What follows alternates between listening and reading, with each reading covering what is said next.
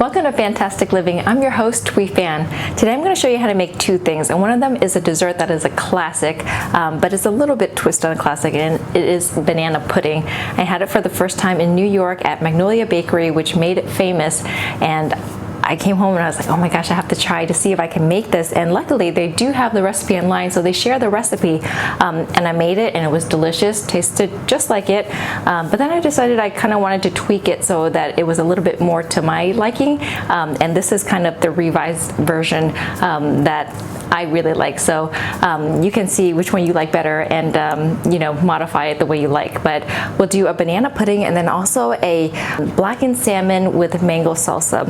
Now this blackened salmon is one of my favoriteest and most go-to lunch options because it's so easy and it's fast and it's really good too. So the mango salsa is just an extra accompaniment to it because I have mangoes, and I wanted to do something that could be kind of like a refreshing side to it. So, and the salsa you can also use as dip with chips, of course, but alongside salmon it just adds a little bit of brightness and fresh fruits and vegetables to your meal. So it's all good things. But the thing with the banana pudding is it's so easy, but it just takes some timing on your part. So let's say if you wanted to serve it on Saturday or Friday for a dinner or whatnot, you probably have to give yourself about at least a day or two because you have to make the pudding, let it chill for a couple hours. Overnight is even better, and then when you actually make the banana pudding, it needs to chill overnight to set and for the wafers to get nice and soft and cakey. So give yourself that time so that you have the time to make it and it's really good versus rushing it and then not really being able to fully enjoy it. So what we'll need for the banana pudding, and the recipe from Magnolia Bakery is a huge portion. I would say that it's enough to feed 4 families. It's humongous. So this is a halved version of it. So what you need is 2 ripe bananas, and then you need half a package of pudding. Now the one I'm using is a white chocolate vanilla bean because I really love the way that Godiva does. It's so it's really fine and really a nice, it's classier than the Jello kind, if you will say, because the Jello is the more traditional kind, but I like the way the white chocolate plays along with the banana and so forth. So you're gonna have a package of that, and then 1 cup of cold water, and then you need about a 1/4 cup of condensed milk.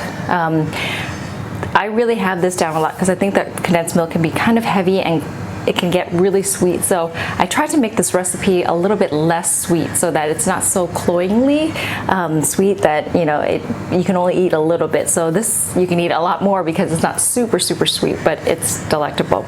You also need a half a package of vanilla wafers, and you also need a cup of heavy cream with this too. And I have that chilled, and we'll bring it out later when we're about to whip it up. So first what we'll do is we'll make the pudding so that it can set in the fridge. You need at least 30 minutes for it to do a soft set, but the longer you let it chill in the fridge, the thicker it'll get, and that's the consistency you want. So at least 2 to 4 hours, they say. So like I said, I have this recipe, so I only use half a packet of the pudding, and then to this you're going to add 1 cup of cold water and also about a 1/4 cup of condensed milk.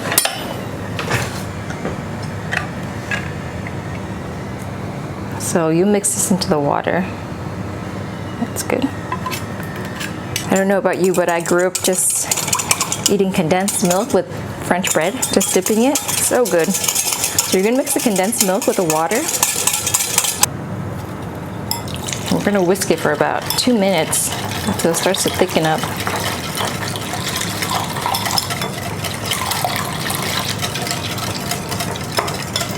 Actually, what I love about this Godiva pudding mix is that it has specks of vanilla bean in it. Just makes it so fancy when you see anything with vanilla bean.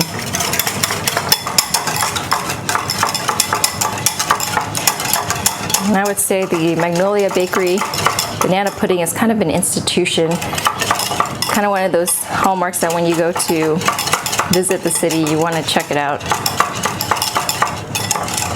But a little cup like this, probably just, I don't even know how much, but just a little cup like this big, costs about $5, which is relatively expensive considering how little it is, but I mean, you can't eat too much of it because it is pretty sweet and very rich. When you make it at home, you can make 10 times that serving for around the same price. So it's a no-brainer, especially if they share the recipe, right? And you can modify it and add different things to it that you like. I've added peanut butter, chocolate, Nutella, and they're all good additions. So it's just how creative and whatever you like. Okay. So we'll cover this and then let it chill in the fridge. And then while we're doing that, we'll whip up the cream. Start making magic.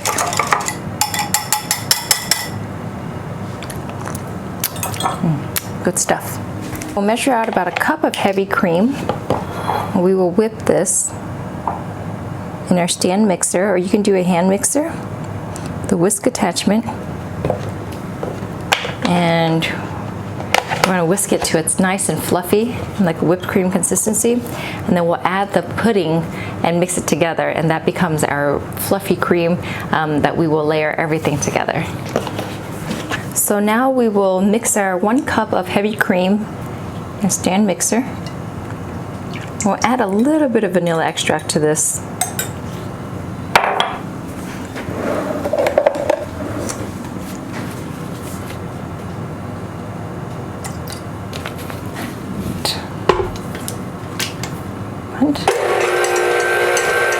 It takes a couple minutes for this to really start to whip up and get happy.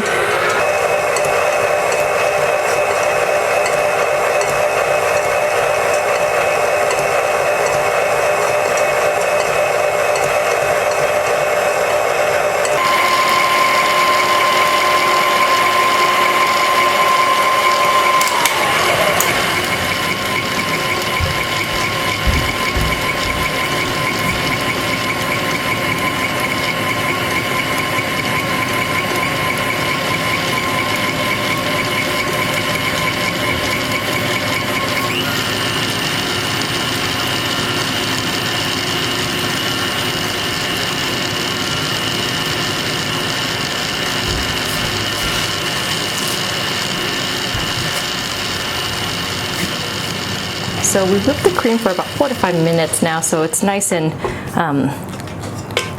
luscious. And we will add our chilled pudding and mix it.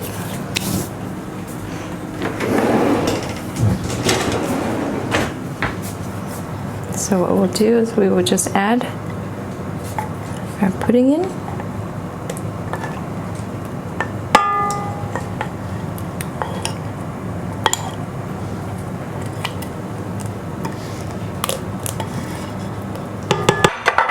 And at this stage, you probably don't want to mix it for too long, just to incorporate it. You don't want to over mix it.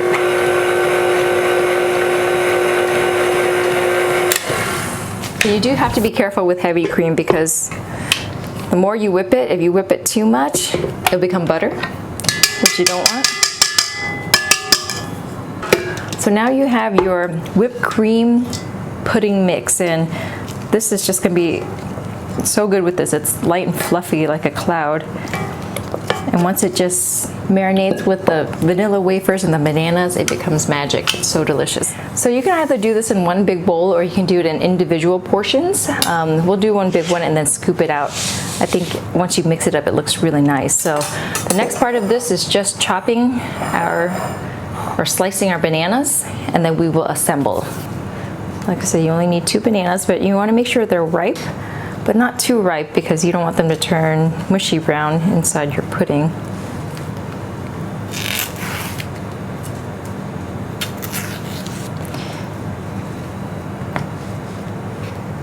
And I just like to cut these thinly.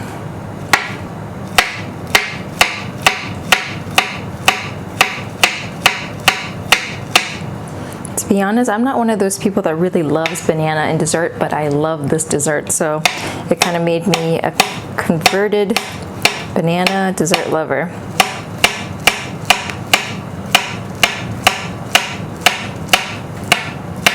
I think it's different when it's like banana bread because that's super comforting, but this is also super comforting, but ripe raw bananas is not usually my jam, but I fell in love with this the moment I had it. So first things first, you just put a dollop first down here just to kind of set the stage.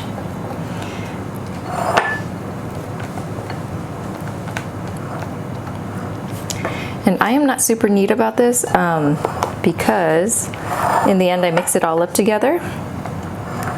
But if you're going to serve it like a trifle, then you will want to be more strategic and symmetrical with your layering. But first is the layer of cream, and then we add our wafers. And it's okay if they're broken because you won't notice in the final. And I save a few broken ones at the end so I can crumble on top. We're just layering it. Some bananas.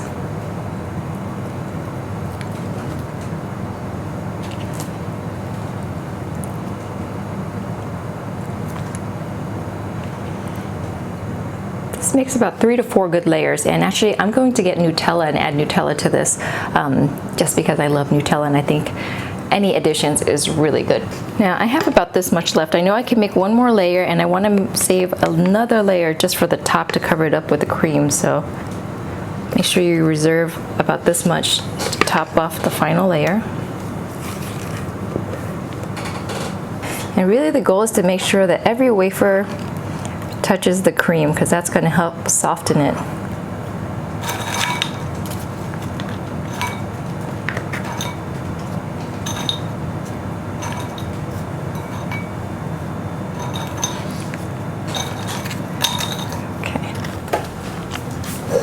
Okay, so now we're on our final layer. We'll just dollop the rest on top to finish it up.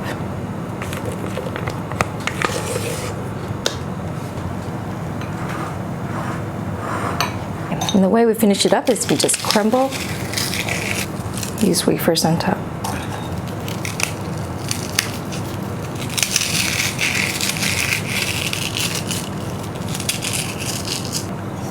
That wasn't so hard at all. So what we'll do now is we'll cover this and we'll let it sit and chill overnight. So I promise you it's going to be worth the wait, but you have to make sure that you let it chill and do its job at least overnight, because that's when the cake or the wafers start to soften up, and that's when you will really get the full experience of this banana pudding. So just make sure you wait the next day, and the day after is really good too.